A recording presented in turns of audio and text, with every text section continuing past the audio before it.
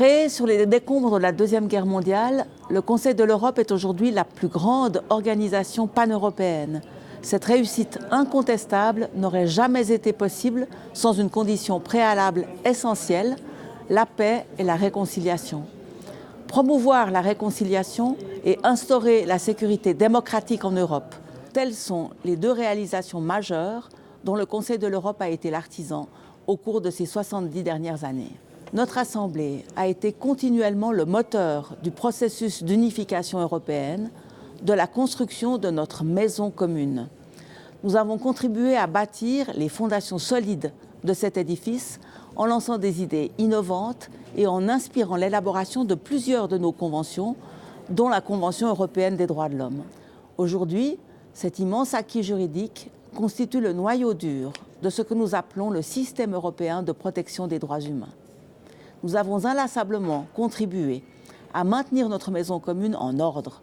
Chaque fois que des valeurs de démocratie, des droits humains et d'état de droit ont été remises en question, notre Assemblée n'a pas hésité à prendre des positions fermes et à élever la voix, afin de s'opposer aux dérives antidémocratiques et aux violations des droits humains.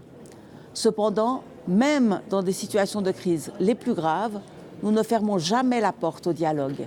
Car lorsqu'on vit sous le même toit, on doit se parler les unes les uns aux autres pour mieux se comprendre, s'écouter et partager, pour trouver des solutions qui toujours visent à une meilleure protection de l'ensemble de nos concitoyennes et concitoyens.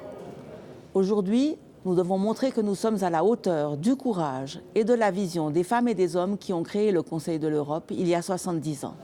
Fort de notre cadre normatif unique, nous avons également une opportunité unique de relever de nouveaux défis, comme par exemple l'intelligence artificielle ou la bioéthique.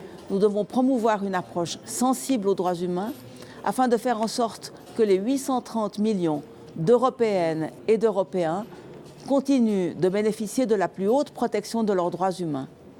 Nous devons continuer, toutes et tous, à défendre ensemble la paix par le droit et le dialogue, afin de garantir que nos concitoyennes et concitoyens puissent continuer à vivre dans une Europe de paix, de démocratie, d'état de droit, d'égalité et de justice sociale pour les prochaines 70 années et les nombreuses générations à venir.